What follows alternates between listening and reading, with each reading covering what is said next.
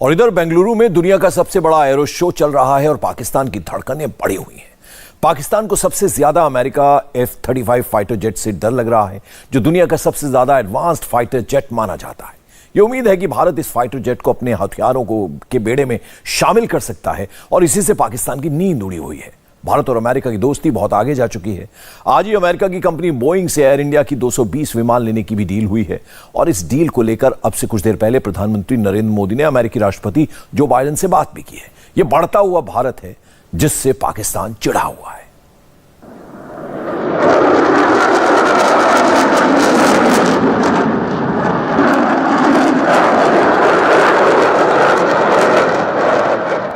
इतना पैसे नहीं है कि हम F-35 जो है जेट खरीदे। अमेरिकी जेट की भारत में उड़ान, क्यों रोया पाकिस्तान?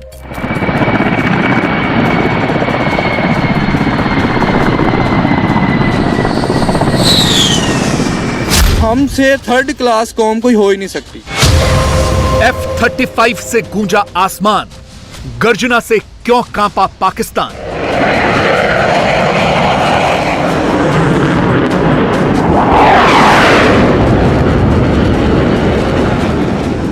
हमारे पाकिस्तान के जो लोग हैं, जो एज ए कंट्री जो पाकिस्तान है, ये रिलायबल नहीं है। दुनिया हमारे पाकिस्तान के लोगों के ऊपर, हमारे मुल्क के ऊपर ट्रस्ट नहीं करती।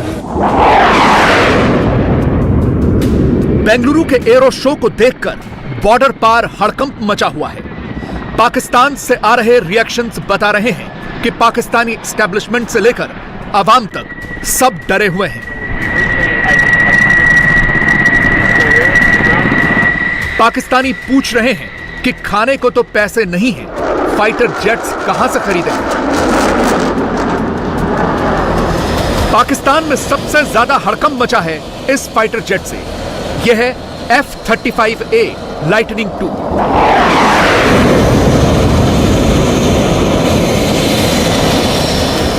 दुनिया का सबसे ज्यादा एडवांस्ड 5th जनरेशन का फाइटर जेट, जो पहली बार एरो इंडिया में आया है।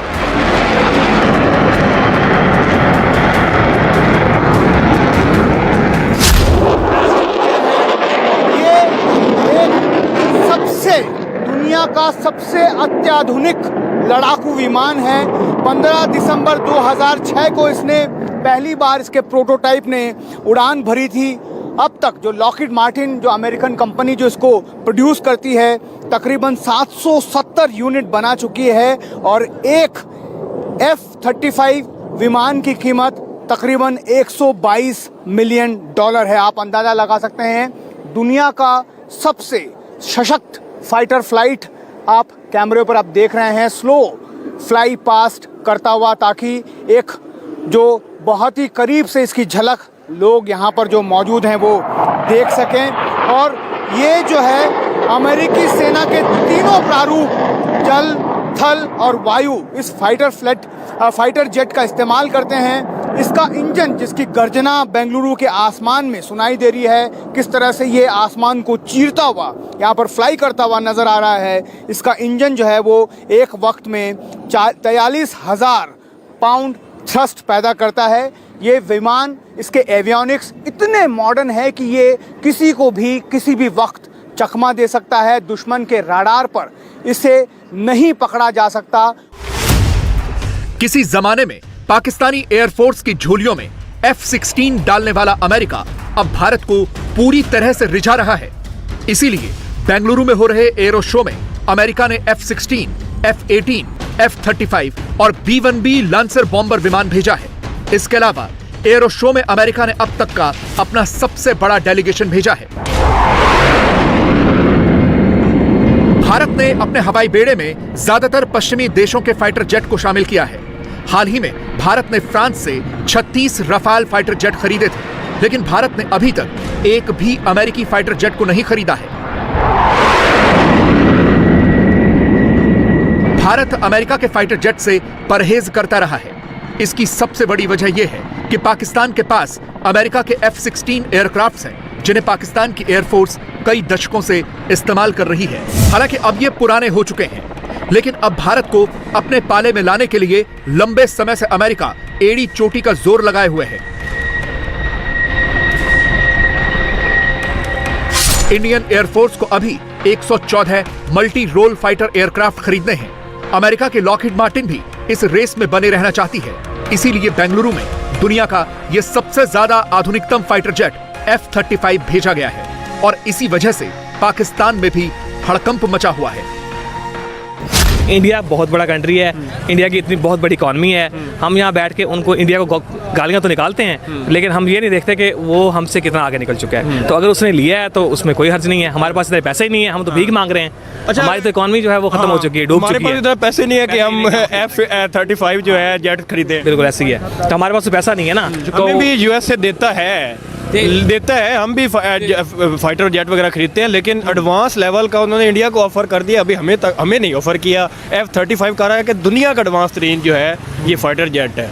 सर उसकी यही रीज़न है कि with the passage of time हमारी इकोनॉमी ग्रो होने की बजाय बिलो जा रही है। ठीक हमारे है, पास इतने पैसे ही नहीं है। अगर पैसों की बात की जाए तो $450 मिलियन का ये एक फाइटर जेट बनता है। तो और सबसे बड़ी बात ये है कि हमारे पाकिस्तान के जो लोग हैं, जो एज ए कंट्री जो पाकिस्तान है, ये रिलायबल नहीं है। दुनिया हमारे पाकिस्तान के लोगों के ऊपर, हमारे मुल्क के ऊपर ट्रस्ट नहीं करती।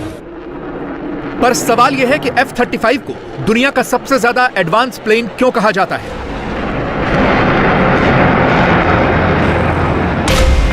असल में ये 5th जनरेशन का फाइटर जेट है।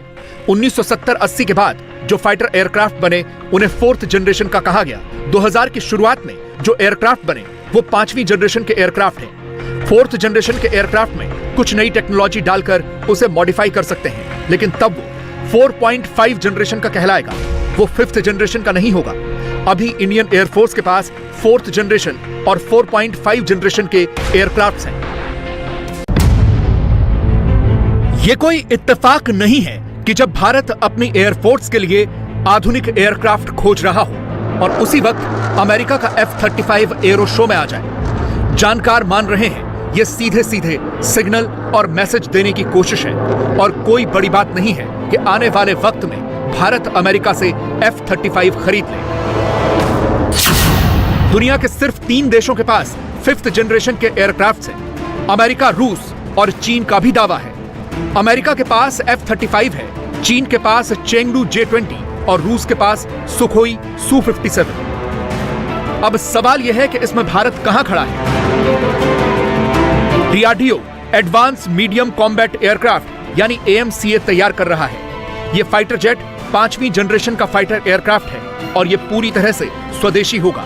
यह डबल इंजन का होगा। इसका डिजाइन ऐसा होगा कि दुश्मन की रडार को इसे पकड़ने में दिक्कत होगी। इस फाइटर एयरक्राफ्ट का डिजाइन तैयार हो चुका है।